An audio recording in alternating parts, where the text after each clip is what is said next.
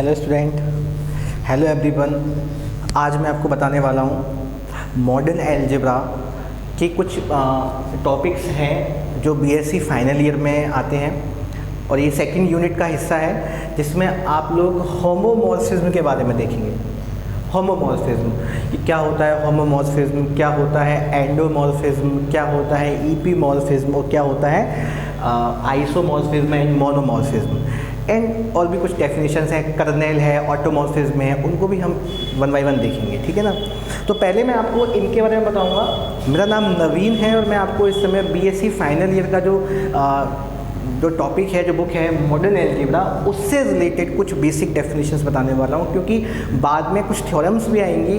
वो थ्योरम्स इन्हीं basic definitions पे ही डिपेंडेंट है। यदि आपको ये नहीं आते तो वो थ्योरम्स आप समझ नहीं पाएंगे, आपको याद रखना पड़ेगा। तो सबसे पहले इनको समझते हैं और इससे पहले भी आपको पता होना चाहिए कि समूह क्या होता है। समूह क्या होता है, ग्रुप स्ट्रक्चर्स क्या क्या होते हैं। आपने देखा था फर्स्ट यूनिट में, जहां आपने सब ग्रुप पे अध्ययन किया था, वहां पे आपने डीप अध्ययन किया था।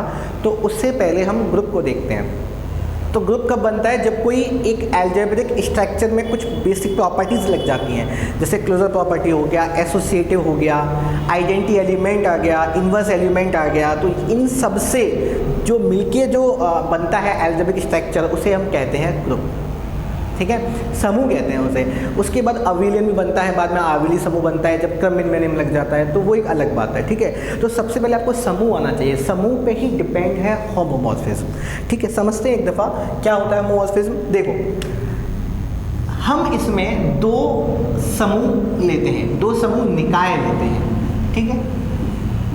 जैसे एक समूह तो हमने ले लिया जी स्टार, एक ले लिया जी डैश ओ, ठीक है ना। ये दो अलग अलग समूह हैं, ठीक है। इन समूहों को हम लेते हैं। अच्छा, इस वाले समूह में एक सेट है जिसको हम जी से बताते हैं, एक ऑपरेशन है जो कि बाइनरी ऑपरेशन है, ठीक है, वो है स्टार। और इसमें जो सेट है वो जी डैश से व्यक्त किया गया है और जो ऑपरेशन है वो ओ से व्यक्त किया गया है। कई की जगह डॉट लगाते हैं, उससे कोई फर्क नहीं पड़ता, आपको जो लेना है वो आप ले सकते हैं, ठीक है। तो दो अलग अलग यहाँ पे समूह लिए हैं, ठीक है। समान भी हो सकते हैं, वो डेफिनेशन पर डिपेंड करेगा। तो दो समूह ये हमने लिए, तो कैसे बनेगा होमोमॉर्फिज्म। सबसे पहले बात, जो होमोमॉर्फिज्म है ये एक फंक्शन होता है। क्या होता है, एक फंक्शन होता है। इजी हो गया, थोड़ा सा इजी हो गया, इजी हो गया भाई। समाकर्ता क्या है, एक फंक्शन है और फंक्शन हम जानते हैं, हमने देखा है 12th में, हम ये बचपन से देखते हो रहे हैं। फंक्शन है, डोमेन है, कोडोमेन है, एक ही है, अच्छा लगा, ये सब कुछ उसी पे डिपेंड है, ठीक है ना। आप देख सकते हो कोई भी चीज़ बनती है वो अपने बेस पे बनती है, अपनी नींव पे बनती है। यदि वो सही नहीं है ना तो स्ट्रक्चर वो सही नहीं बनेगा, ठीक है ना। तो पहले वो चीज़ आप लोग समझें, और आप लोग सब जानते हैं 11th 12th का जो भी था, ठीक है ना। तो फंक्शन पर डिपेंड है। तो समझते हैं क्या है एक्चुअली में, कि माना f कोई फंक्शन है जो g से g डैश में है, मतलब डोमेन उसका g है और कोडोमेन कितना है उसका g डैश है, ठीक है ना। g क्या है, डोमेन, और g डैश क्या है, कोडोमेन। सह प्रांत और प्रांत हो गए ये। तब ऐसी सिचुएशन में इस फंक्शन को हम कब कहेंगे होमोमॉर्फिज्म, कब कहेंगे समाकर्ता, जब कुछ ऐसा हो जाए कि फंक्शन ऐसा बिहेव रखता हो। कैसा बिहेव, कि आपको पता है कि फंक्शन हमेशा डोमेन के एलिमेंट को पहुंचाता है कोडोमेन में, इनपुट को देता है आउटपुट में। और हम जानते हैं फंक्शन के सभी एलिमेंट्स की इमेज निकलती है, इमेज होती है कोडोमेन में। अच्छा, इमेज किन एलिमेंट की होती है, डोमेन के एलिमेंट की होती है। तो डोमेन का एलिमेंट हमने लिया है ए स्टार बी टाइप का। कैसा लिया है, ए स्टार बी टाइप का एलिमेंट लिया है हमने। यहाँ पे ए और बी किसके एलिमेंट होते हैं, ये ए और बी जो है जी के एलिमेंट है। किसके एलिमेंट है, ये जी के एलिमेंट। आप देख सकते हैं यहाँ पे, देखिए ये जी है और ये जी डैश है, ये दो अलग अलग सेट है, ठीक है। ए इसमें है, बी इसमें है, ठीक है। यदि इसमें ए है तो इसमें कौन होगा, एफ ए होगा ही होगा, क्योंकि फंक्शन है, हमने ये माना है। फंक्शन में सभी एलिमेंट की इमेज होती है, ठीक है। बी के लिए कौन होगा, एफ बी होगा ही होगा, ठीक है। अब हम ये जानते हैं यदि दोनों एलिमेंट जी में है और जी स्टार क्या है, समूह है, ये एक ग्रुप स्ट्रक्चर है, तो उस सिचुएशन में यदि हम लगा दें पहली प्रॉपर्टी, हम लगा दें क्लोजर प्रॉपर्टी, जो फर्स्ट प्रॉपर्टी होती है, इसको हिंदी में कहते हैं समरत नियम, ठीक है, या इसको कहते हैं बेस्टर प्रॉपर्टीज भी कहते हैं। तो यदि वो हम लगा दें तो उसको लगा देंगे तो जो एलिमेंट आएगा वो किस में आएगा, जी में आएगा, ठीक है ना।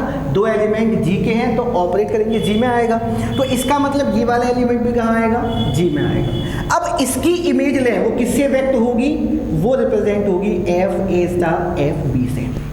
किससे होगी बताओ, F A star F B से। इस अवयव की जो इमेज है, जो कोडोमिनर मिलेगा, उससे व्यक्त होगी, ठीक है। तो इसकी वैल्यू कितनी आनी चाहिए, ये कहता है इसकी वैल्यू इतनी आ जाए, कितनी, कि एफ ए जो किसका एलिमेंट था, जी डैश का, एफ बी ये किसका एलिमेंट था, जी डैश का। अब ये दो एलिमेंट जी डैश के हैं और जी डैश वो क्या बनाता है, एक समूह बनाता है, तो इसमें भी क्या लगेगा, समृद्धयम लगेगा। समृद्धयम किस संक्रिया के लिए लगेगा, संक्रिया आपको दे रखी है, कौन सी है, ओ। तो एफ ए जी का, जी डैश का अवयव है, एफ बी जी डैश का अवयव है, तो इन पे यदि हम संक्रिया लगाएं तो it will be F A O F B. तो ये जो एलिमेंट आएगा किसका आता है, ये उसी समूह का आएगा, जी डैश का।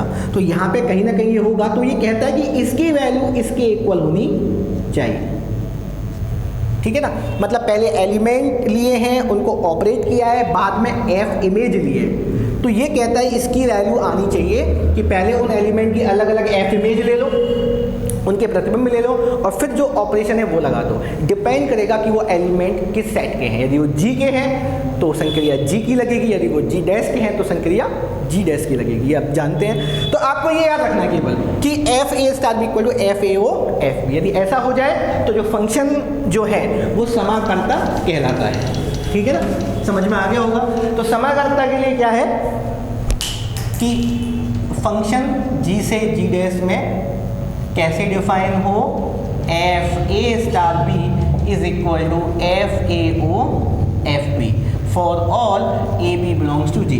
जितने भी एलिमेंट हैं जी के, उन सभी के लिए ये वाली बात फॉलो की जाएगी, ठीक है ना, फॉर ऑल लगा रखा है इसलिए।